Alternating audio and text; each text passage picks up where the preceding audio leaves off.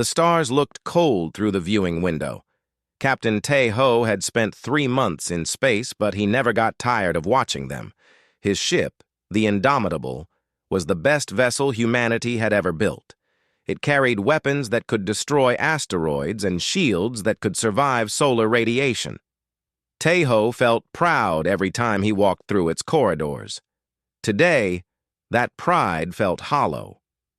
A message had arrived from the Galactic Council, and it was not friendly. The Council ruled most of the known galaxy. They decided which species could build warships and which had to stay defenseless. They controlled the trade routes between stars. They even controlled what kind of weapons were allowed. Humanity was new to space travel, only 200 years since their first rocket, and the Council watched them closely. Ambassador Minho sat in a white room on the Council's main station. The room was huge, designed for creatures of all sizes. Some Council members were as small as cats. Others were as large as elephants. Minho, an average-sized human, felt very small here. He sat at a table made of some material that glowed softly. Across from him floated High Arbiter Velthos, a being made entirely of light. The Lumarians were the oldest species in the Council, maybe the oldest species in the galaxy. Velthos spoke, and his voice sounded like music played through a synthesizer. Ambassador Minho of Earth, your species has broken the technology treaties. You have constructed kinetic accelerator weapons. These are forbidden. Minho kept his face calm, though his heart was racing. High Arbiter, we call them railguns. They are defensive weapons only. We use them to protect our ships from debris and hostile environments. A large reptilian creature slammed its clawed hand on the table. This was Counselor Dreth, a Scarth warrior with red scales and yellow eyes. Defensive? Dreth hissed. Your railguns can punch holes through ship hulls. They fire metal slugs at incredible speeds. This is primitive warfare, not defense. Minho chose his words carefully. With respect, Counselor, space is dangerous. We needed effective weapons.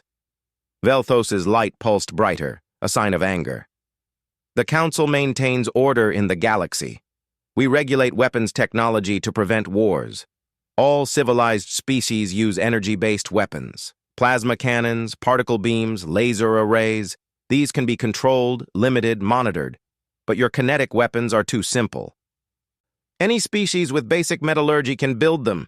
If we allow this, chaos will spread. Suddenly, Minho understood. The Council did not care about civilization. They cared about control. Energy weapons required complex technology the Council controlled through licensing and treaties, but railguns were based on simple physics, electromagnetic acceleration. Any species with electricity and metal could build one. The Council feared losing their monopoly on power. What do you want from humanity? Minho asked quietly. Velthos did not hesitate. You will dismantle every military spacecraft. You will destroy every kinetic weapon in your possession. You will allow Council inspectors to monitor your industrial capacity. You have 30 standard days to comply with these demands. And if we refuse? Dreth smiled, showing rows of sharp teeth. Then we will send our fleet to your solar system. We will do the dismantling ourselves. Your species will be restricted to your home planet for 1,000 years. Perhaps after that time, you will have learned proper behavior. Minho returned to Earth on the fastest ship available. The journey took 3 days. During that time, he wrote his report over and over, trying to find words that would not cause panic. He failed. When he arrived, Earth's leaders were already gathering in emergency session. Every nation sent representatives. They met in Geneva, in a secure facility built deep underground. Minho stood before them and delivered the Council's ultimatum. The room exploded in arguments. Some leaders wanted to surrender immediately. We cannot fight the entire galaxy, the European premier said. Others wanted to resist. We cannot let aliens tell us how to live, the American president argued. Some suggested running, loading ships with people and fleeing to unexplored space. Most just looked scared. General Hyun, Earth's top military commander, was asked to give an assessment. He was an old man with gray hair and tired eyes. He had seen 3 wars in his lifetime. Now he might see a 4th, one humanity could not win. "The Council has 500 warships," Hyun said bluntly. "We have 22. Their ships are larger, their weapons have longer range, their shields are stronger. If they attack Earth, we will lose within a week. That is my professional opinion." Silence filled the room. Then a woman's voice spoke from the back. "What if we use weapons they do not expect?"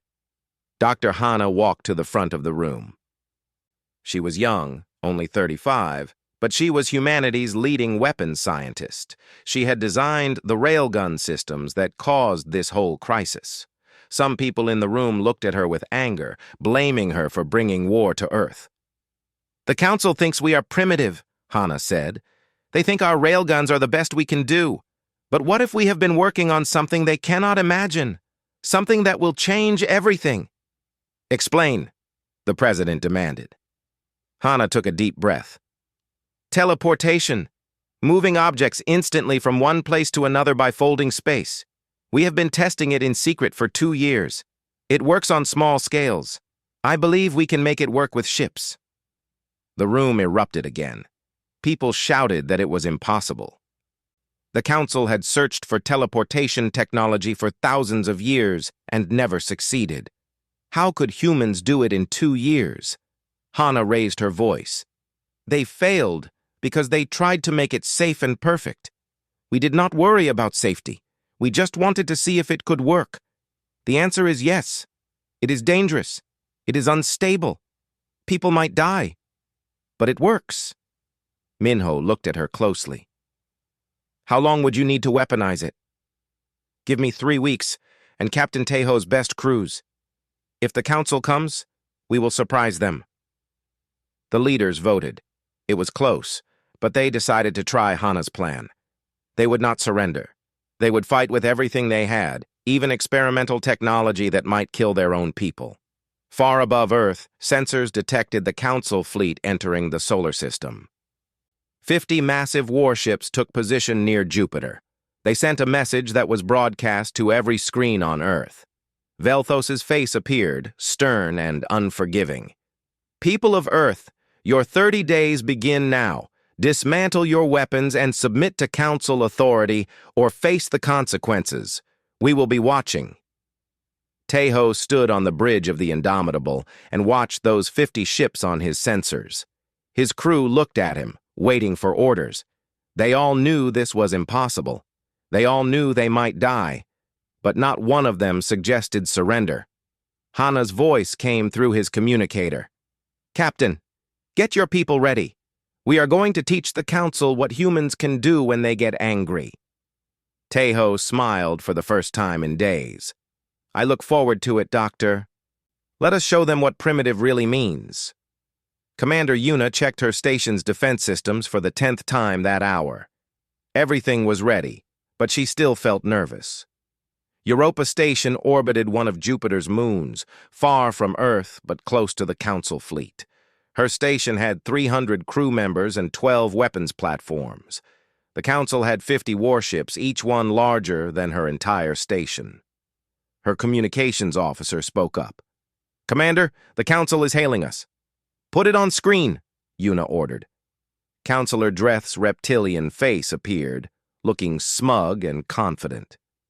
"Commander Yuna of Europa Station, I am here to take control of your facility. You will stand down and allow my soldiers to board. We will dismantle your primitive weapons. Resistance is pointless." Yuna kept her voice steady. "Counselor, I need 24 hours to prepare proper shutdown procedures. My crew must secure sensitive materials and prepare our systems for transfer." Dreth laughed, a harsh, rasping sound. "You want more time? Very well, human. I am feeling generous today. You have 24 hours. After that, we come aboard whether you are ready or not." The screen went black. Yuna's first officer looked at her with confusion. "Commander, what are we really doing with those 24 hours? "Buying time for Dr. Hana to finish her preparations," Yuna said quietly, and setting a trap. For the past 2 weeks, Dr. Hana's teams had been secretly placing railgun platforms around Jupiter's orbit. The platforms were small, just metal boxes with a single railgun inside each one. They hid among the debris and radiation of Jupiter's magnetic field. Council sensors were not designed to find such simple technology among all that natural chaos. Each platform weighted with a tungsten rod loaded and ready to fire. On Earth, Lieutenant Ji-won climbed into her fighter cockpit. She was young, barely 23, but she was one of the best pilots humanity had. Her squadron of 12 fighters was preparing to launch. Their mission was simple but dangerous. They would attack the Council fleet to draw attention away from the real threat. Her squadron leader came to her ship. Ji-won, you understand what we are doing? This is a suicide mission. Most of us will not come back. Ji-won checked her instruments, not looking at him. Then I will be one of the ones who does come back. Let us go make the Council regret coming here. The 24 hours passed. Dreth's fleet began moving toward Europa Station, confident and slow. They saw Yuna's station ahead, small and helpless. Then the station's launch bays opened and 12 tiny fighters burst out. Ji-won's fighter raced toward the Council fleet with her squadron behind her. They were like insects attacking giants. She fired missiles at the lead Council ship. The missiles exploded harmlessly against the energy shields, but they got attention. The Council fleet noticed the fighters and saw them as annoying pests that needed swatting. All ships, destroy those fighters, Dreth commanded. The Council warships turned their weapons toward the small human craft. Bright energy beams cut through space like deadly light shows. Ji-won twisted her fighter left, then right, then up. She dodged one beam, but another came close enough that she felt her ship's hull heat up. Behind her, one of her wingmen was not fast enough. His fighter exploded in a ball of fire and metal. "Keep moving!" Ji-won shouted to her squadron. "Lead them into the trap zone!" The Council ships chased the fighters deeper into Jupiter's orbital space.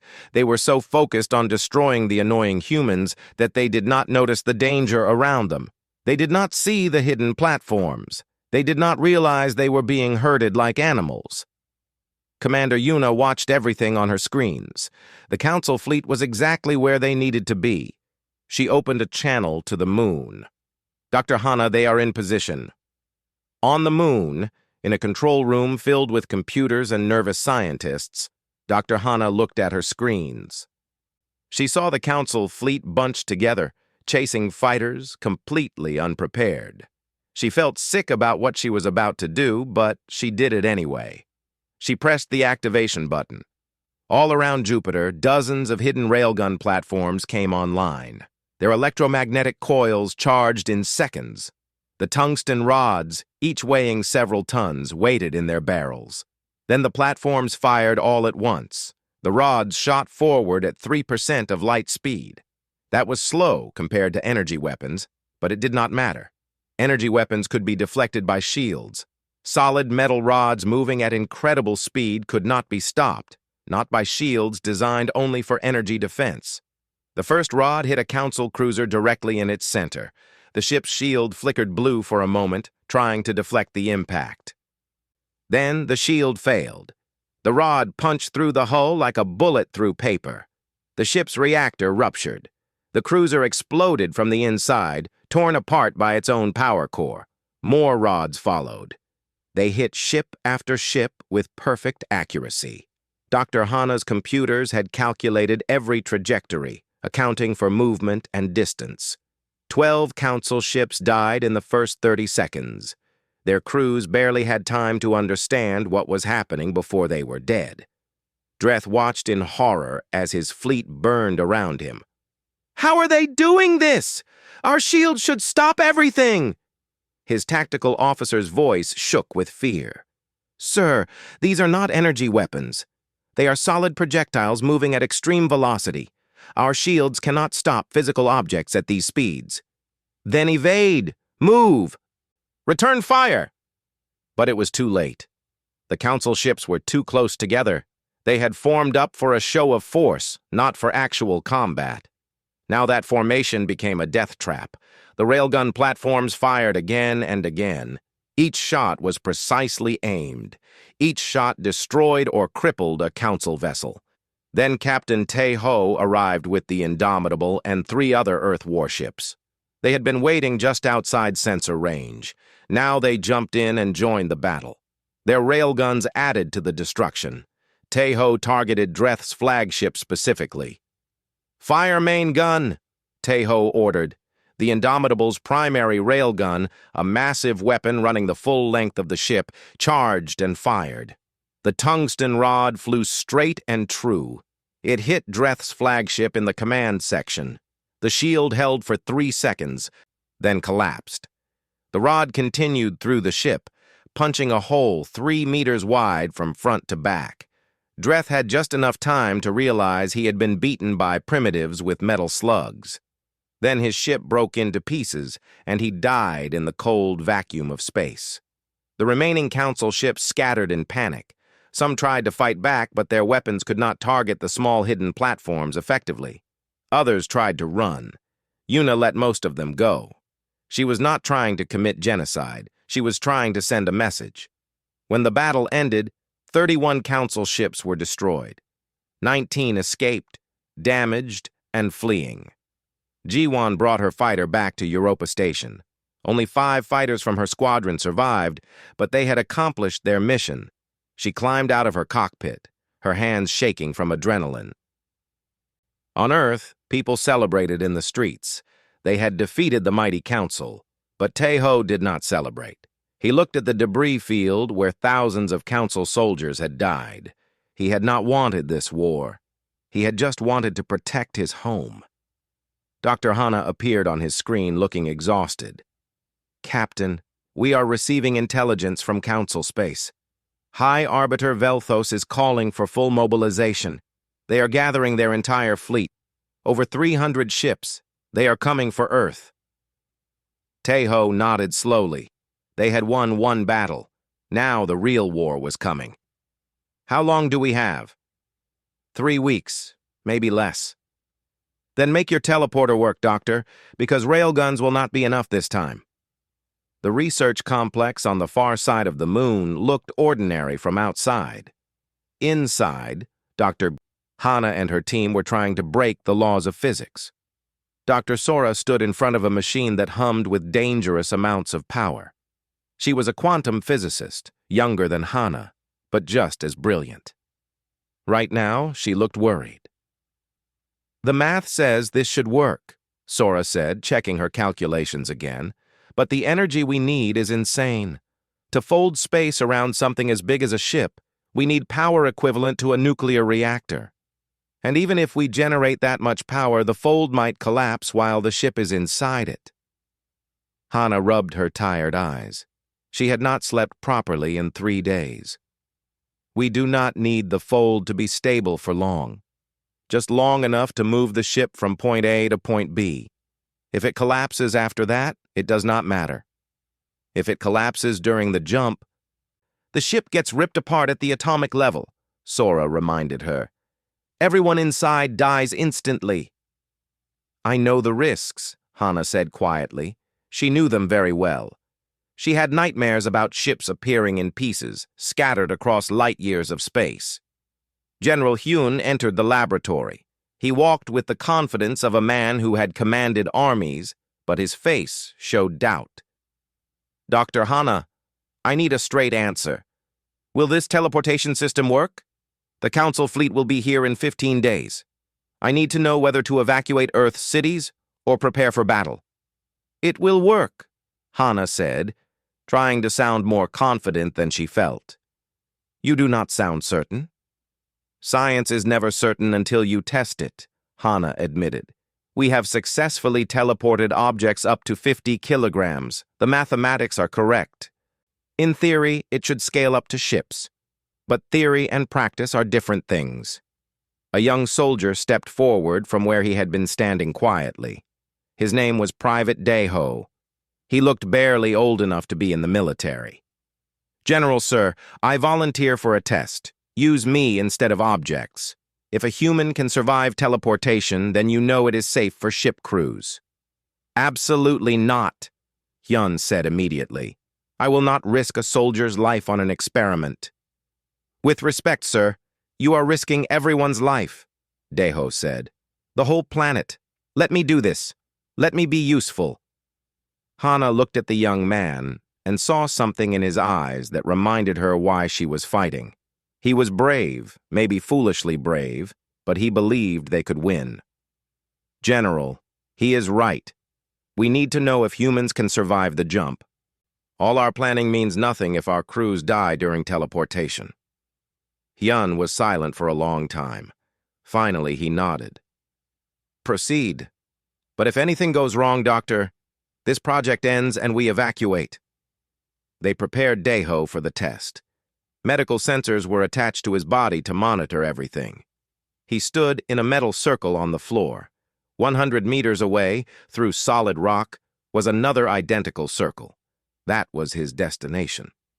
Sora checked the calculations one final time. The power requirements were enormous. Every reactor on the moon was feeding energy to this one machine. "Ready?" Hana asked Daeho. Her hand hovered over the activation button. "Ready," Daeho said. His voice shook, but he did not back down. Hana pressed the button. The machine roared to life, power surged through the complex, and lights flickered.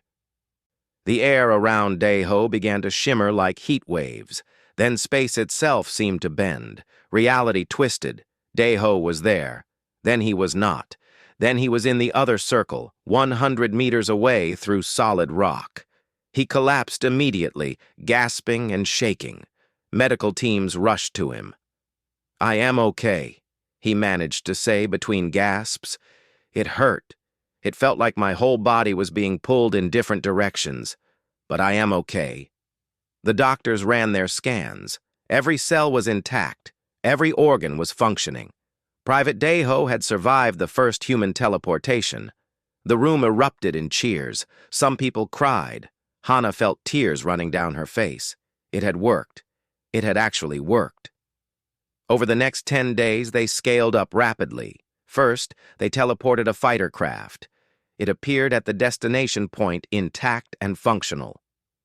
Then a small frigate. That worked too. The success rate was 73%. About 1 in 4 attempts failed in various ways. Ships appeared at the wrong location. Ships appeared damaged. Sometimes ships did not appear at all, but 73% was better than nothing. Captain Taeho watched the tests from his ship in orbit. Engineers were installing a teleportation device on the Indomitable. It took up half of his cargo bay and required connecting directly to the ship's main reactor. Hana explained the risks to him personally. "There is a 1 in 4 chance your jump will fail catastrophically," she told him over video link. "Your ship could be destroyed. You could appear inside a planet or moon. You could arrive in pieces scattered across space. Are you willing to accept that risk?" Taeho thought about his daughter on Earth. She was 7 years old. He had promised her he would come home after this deployment. But what kind of home would Earth be if the Council won? What kind of future would she have as a conquered species? "I will take the risk," he said, "but only with volunteers. Nobody is forced to come on this mission." He gathered his crew and explained everything. He told them about the teleportation device, about the 73% success rate, about the terrible things that could happen if the jump failed. He told them they could leave with no shame, not a single person left. They all wanted to defend Earth. They all trusted their captain. Lieutenant Jiwon was among the volunteers. She still had nightmares about the Battle of Europa Station, watching her friends die in explosions of fire. But she was not going to hide while others fought. "I am with you, Captain," she said simply. Ambassador Minho made one last attempt at peace. He sent a message directly to High Arbiter Velthos, offering to negotiate. The response came back quickly and was ice cold. Velthos's voice was full of anger. "Your species killed thousands of council citizens. You defied our authority. You have broken the peace that lasted for millennia. There will be no negotiation. You will surrender unconditionally, or you will be pacified by force. Those are your only choices. Minho reported this to Earth's government. The decision was made. They would fight. They would use every weapon they had, including the dangerous, unstable teleportation technology. It was a desperate gamble, but they had no choice. The Council fleet appeared at the edge of the solar system exactly when intelligence predicted. 312 warships, the largest fleet assembled in centuries. They moved in perfect formation, a display of overwhelming power. They did not rush. They took their time, moving slowly toward Earth. They thought they had already won. They thought humans would see that fleet and surrender in despair. Captain Tae-ho gathered his small fleet, 20 ships, all equipped with experimental teleportation devices, all ready to jump directly into the middle of that massive enemy formation. Commander Yuna led one battle group. Captain Ji-ho, a veteran commander with gray hair and steady hands, led another. Tae-ho himself would lead the main assault. Dr. Hana stood in the Moon Control Center, her hand on the master activation control. This was it. Everything they had worked for came down to this moment. If the teleportation worked, they had a chance. If it failed, Earth would fall. All ships report ready, Sora said, monitoring the fleet. The Council fleet is 2 days from Earth orbit, another technician reported. Then we do not wait, Tae-ho said from his ship. We strike first. We strike now. Hana took a deep breath and pressed the button. Space folded. Reality tore open like paper. 20 human ships vanished from their positions around Earth. They reappeared instantly in the heart of the Council fleet, among the enemy ships. The battle for Earth had begun. High Arbiter Velthos floated in the command center of his flagship. Around him, 300 Council ships moved in perfect formation toward Earth. Everything was proceeding exactly as planned. The humans would see this fleet and understand they could not win.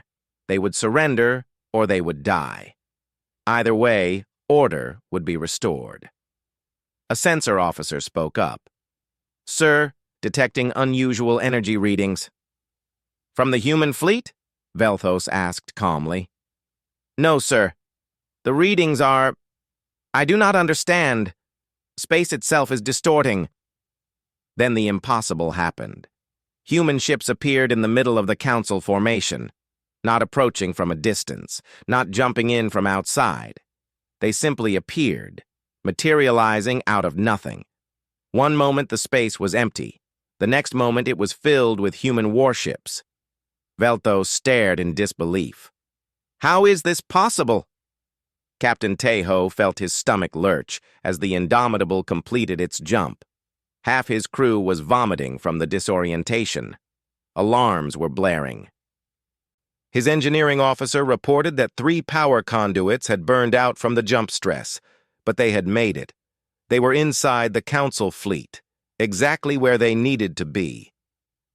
All weapons fire! Tae-ho commanded. The Indomitable's railguns opened up at point-blank range. A Council destroyer was less than a kilometer away. The tungsten rods crossed that distance in a fraction of a second. The destroyer's shields flickered and held for exactly 2 seconds before failing. The rods punched through the hull. Internal explosions followed. The destroyer went dark and began to drift, dead in space. All around the Council fleet, human ships appeared and attacked. Commander Yuna's battle group materialized directly above the Council flagship. Her ships fired down on Velthos's vessel. The flagship shook as rounds impacted its shields. Velthos felt his ship tremble. His crew scrambled to respond, but they had never trained for this. Enemy ships appearing from nowhere was not something the Council had ever prepared for. "Return fire!" Velthos ordered. "Destroy them all!" The Council ships began shooting, but their careful formation had become chaos. Ships were too close together. Energy beams meant for human vessels hit friendly Council ships instead. The precise military formation collapsed into confused fighting. Lieutenant Ji-won's fighter squadron teleported in moments after the main fleet. The jump made Ji-won feel like her body was being turned inside out. but she fought through the nausea. Her 12 fighters dove toward a council carrier, missiles streaking from their wings. The carrier's defensive guns tried to track them, but the fighters moved too fast and too unpredictably. "Split up and attack from all sides," Jiwan commanded. Her squadron scattered, making themselves harder targets. She personally targeted the carrier's launch bays, sending missiles through the open doors. The missiles exploded inside the ship. Secondary explosions followed as fuel and stored ammunition ignited. The carrier shuddered and began venting atmosphere. A Scarth general named Krath tried to rally the council fleet. He broadcast on all channels. "All ships, scatter formation, get distance from the humans, reform at Rally Point Delta." But the humans anticipated this. Captain Jiho's battle group had waited, watching the fight. Now they teleported in a second wave, appearing exactly where the council ships were trying to retreat. More railguns fired. More ships died. The council fleet was trapped between two human forces with nowhere to run. On the moon, Dr. Hana watched the battle through sensor feeds and communications. "Prepare secondary jump coordinates," she told her team. "They will adapt. We need to stay ahead of them." Dr. Sora was already calculating. "If we jump the ships again too soon, the fold drives will overload. They need at least 10 minutes to recharge." "Then we have 10 minutes to hurt them as much as possible," Hana said grimly. In space, the battle had become a nightmare for the Council. Dozens of their ships were already destroyed. The humans appeared, fired, then disappeared before the Council could coordinate a response. It was not warfare as the Council understood it. It was ambush and terror. Then disaster struck. The human destroyer Soul misjudged its teleport jump. It appeared directly inside a Council battleship, both vessels occupying the same space at the same time. Physics did not allow this. Both ships exploded instantly in a blast that destroyed two nearby Council vessels as well. 300 crew on the Soul died in a fraction of a second. Taeho watched it happen on his sensors. His throat tightened. "Keep fighting," he told himself quietly. "Make their sacrifice count for something." His weapons officer called out, "Captain, Railgun 3 is overheating. We need to shut it down." "Shut it down. Use the other guns," Taeho ordered. Around him, his bridge crew worked with desperate efficiency. They had trained for this moment. They knew what was at stake. Velthos watched his fleet burn and could not comprehend it. 180 ships destroyed or disabled in less than an hour. His perfect armada was being torn apart. These humans, with their primitive metal weapons and their impossible teleportation technology, were winning. The Council had spent thousands of years maintaining order through superior technology. Now primitives were beating them. "This should not be happening," Velthos whispered to himself. But it was happening. General Krath's flagship took concentrated railgun fire from 3 human ships at once. Krath had time to send one final message. "All ships retreat! We cannot win this!"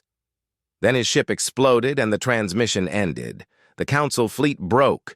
Individual captains decided survival was more important than honor. Ships began jumping to faster-than-light speed, fleeing in random directions. Some tried to stand and fight, but without coordination, they were easy targets. Commander Yuna's ship teleported directly in front of a fleeing cruiser and destroyed its engines. The cruiser went dead, unable to move or fight. Lieutenant Jiwan's squadron had been reduced to 3 fighters. 9 of her friends were dead. She felt exhausted and sick and angry. A Council frigate tried to escape. She chased it down and fired missiles that destroyed its drive system. The frigate drifted helplessly in space. When the shooting finally stopped, the stars were filled with debris and bodies. 206 Council ships had been destroyed. 89 had escaped into faster-than-light travel. 15 had surrendered, their captains broadcasting that they would not fight anymore. The human fleet had lost 8 ships. Nearly 2,000 human soldiers and crew were dead, but they had won. Tae-ho stood on his damaged bridge and looked at the destruction through his viewing window. He did not feel like celebrating. He felt hollow inside. "Get me a channel to Earth," he said quietly to his communications officer. On Earth, the news spread rapidly. Humanity had defeated the Council's main fleet. The celebration was instant and massive. People danced in the streets. They cried with relief. They thanked every god they knew. But in the military command centers, the leaders understood this was not the end. This was just the beginning. Ambassador Minho received a message that surprised him. It was not from the Council leadership. It was from 15 different species, all members of the Council but not its ruling class. They wanted to meet secretly, away from Council space. They had watched the battle. They had seen humans share their technology freely among themselves. They had seen humans fight together without one species dominating the others. And they began to wonder why they followed the Council at all. Velthos escaped with a small group of loyal ships. His flagship was damaged but still functional. He fled to the ancient core worlds where Lumerians had ruled for thousands of years. For the first time in his 800-year life, he had felt true fear. The humans had shattered everything he believed about power and control. "They will pay for this," Velthos vowed. "They have destroyed order. They must be stopped." But his words felt empty.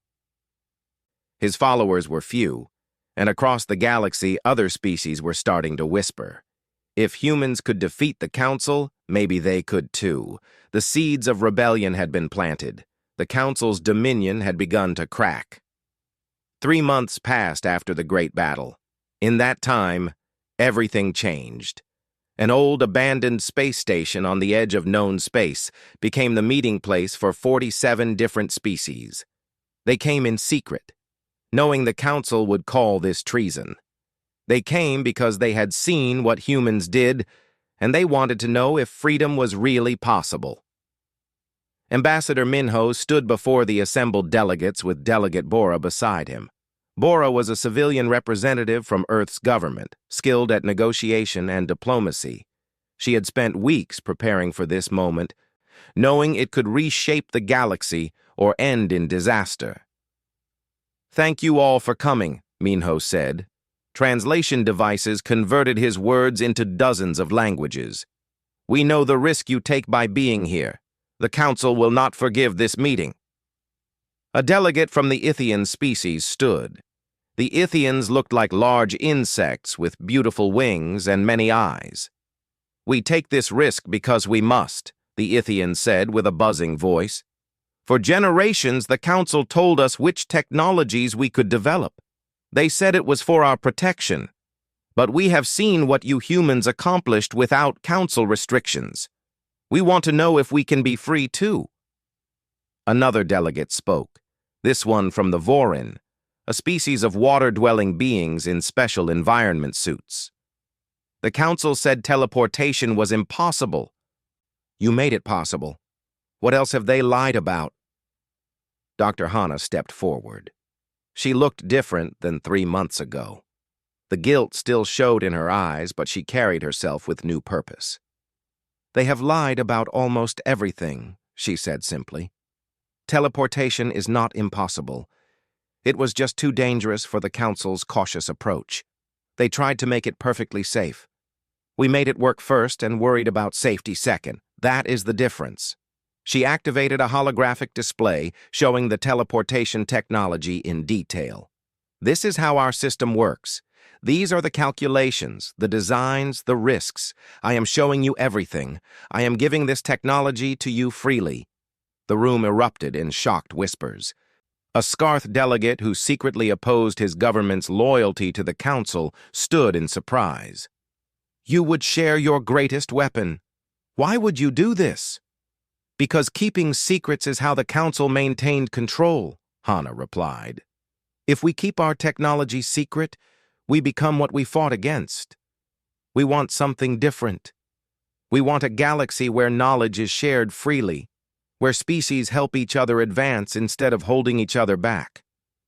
Delegate Bora spoke next, her voice calm and clear. We propose a new alliance.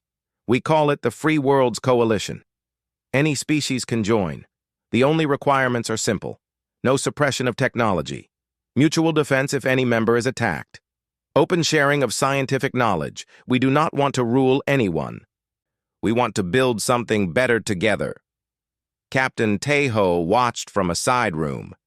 He was not part of the political delegation, but he was there to provide security. Admiral Ji-ho stood beside him in dress uniform. They both looked uncomfortable. They were soldiers, not politicians, but they understood the importance of this moment. "Do you think they will agree?" Ji-ho asked quietly. "I think people are tired of being controlled," Tae-ho replied. "Whether that is enough, we will find out." Suddenly, alarms blared throughout the station. "Security breach!" someone shouted. "Multiple ships detected! Council signatures!" High Arbiter Velthos had learned about the secret meeting. He sent his best soldiers, an elite strike team. They used captured human teleportation technology to jump directly onto the station. Their mission was simple: kill the delegates and end this rebellion before it could truly begin. Lieutenant Ji-won was in the fighter bay when the attack started. She grabbed her weapon and ran toward the conference hall. Other human soldiers did the same. Captain Ji-ho had insisted on heavy security despite complaints that it looked aggressive. Now that caution was saving lives. The council assassins were highly trained and heavily armed. They moved through the station with deadly precision. They killed 2 security guards before anyone could react. Then they advanced toward the conference hall, where all the delegates were gathered. Ji-won reached the corridor first. She saw 6 armored soldiers coming toward her. Without hesitation, she opened fire. Her rounds sparked off their armor. They turned toward her and raised their weapons. She dove behind a support beam as energy beams cut through the air where she had been standing. Then Admiral Ji-ho appeared behind the assassins with a squad of Marines. They had used personal teleportation devices to jump into the corridor. The Council's soldiers were caught between 2 forces. The fight lasted only seconds. All 6 assassins were killed. Ji-won was wounded, shot in the shoulder, but she was alive. "Medical team to Corridor 7, Ji-ho said calmly. He helped Ji-won sit down against the wall. "You did well, Lieutenant. You probably saved half the delegates in there." More council ships appeared outside the station. Velthos himself was on the lead vessel. His assassination team had failed. Now he came in person, demanding that the delegates surrender. His voice boomed over every speaker in the station. "You cannot hide from the council. You have all committed treason. Surrender now and you will face justice. Resist and you will all die here." Captain Tae-ho walked to the observation deck. He activated the external communications. "High Arbiter, I am Captain Tae-ho of Earth. I speak for humanity and for all the species gathered here today. We will not surrender. If you attack this station, you will start a war you cannot win." "You have already started a war," Velthos replied, his voice full of anger. "You have shattered the peace that lasted for thousands of years." "There was no peace," Tae-ho said quietly but firmly. "There was only control. You kept us all weak so you could stay strong. That ends today." Behind Velthos, his fleet gathered. 30 ships, all that remained of the Council's once mighty armada. Behind Tae-ho, something else happened. Delegates from 47 different species walked onto the observation deck. They stood together behind Tae-ho, visible through the transparent walls. They stood united, showing Velthos they were not afraid. Then more ships arrived. Ithian warships appeared, their hulls decorated with beautiful patterns. Voran cruisers came, designed to be operated by water-dwelling crews. Scarth vessels that had defected from council service. Within minutes, over 100 ships surrounded the station. All of them declared their support for the Free Worlds Coalition. All of them were ready to fight if Velthos attacked. Velthos looked at the forces arrayed against him. For the first time, he understood that he had truly lost. The Council was no longer the unquestioned authority of the galaxy. He could fight here, but he would die along with his ships, or he could retreat and preserve what little remained. He chose retreat. "This is not over," he transmitted, though his words sounded hollow. "The Council has existed for 5,000 years. We will survive this." His ships jumped away, fleeing back to the ancient core worlds. They would not return. The Council became a small faction, bitter and isolated, ruling only the few species that still feared them more than they desired freedom. In the conference hall, the delegates voted. 43 of the 47 species voted to join the Free Worlds Coalition. 4 abstained, still too frightened of Council retaliation. But 43 was enough. A new galactic order had been born. Delegate Bora was elected as the first chancellor of the coalition. She accepted humbly. "We have much work ahead of us," she told everyone. "We must build new institutions, new laws, new ways of cooperation. It will be difficult, but it will be worth it." Dr. Hana became head of the Technology Sharing Initiative. She would spend years traveling the galaxy, teaching other species about human innovations and learning from their knowledge. Dr. Sora joined her, finally free to research without limits. Commander Yuna took command of the Coalition Defense Force. Her mission was protection, not conquest. She would defend member worlds from those who would harm them. Captain Tae-ho retired from military service. He returned to Earth and his daughter, now 10 years old. She asked about the war and the battles. He told her some stories, but not others. Some memories were too painful to share. Lieutenant Jiwon recovered from her wound. She chose to stay in service as a flight instructor. She taught young pilots from many species how to fly and fight. Her students said she was the best teacher they ever had. Ambassador Minho remained Earth's senior diplomat. He worked tirelessly to hold the coalition together through its difficult early years. He believed deeply in what they were building. 5 years later, Dr. Hana stood at a window in Coalition headquarters, a massive station built by 12 species working together. She watched ships teleport freely through space. Species that had been enemies were now friends. The technology she had created to protect Earth was now being used to connect the galaxy. A teenage girl stood beside her. It was Tae-ho's daughter, now 15, visiting with her school. "Dr. Hana," the girl asked, "people say you started a war. Is that true?" Hana thought about the question for a long moment. She thought about everyone who had died, about the Council's oppression, about the new galaxy being built. "No," she finally said. "I ended a war that had been going on for 1,000 years. We just did not know we were fighting it until we won." The girl smiled and looked out at the stars, at the ships moving freely between them. A galaxy of possibilities stretched before her generation, not controlled by ancient powers, not limited by fear, free to explore, to grow, to become whatever they chose to be. And somewhere in the distant core worlds, Velthos watched the same stars and dreamed of the day when order would return. But his time had passed. The galaxy had moved forward without him. Humanity had come to the stars as students expecting to learn. Instead, they taught the galaxy that sometimes the simplest question could change everything. Why not?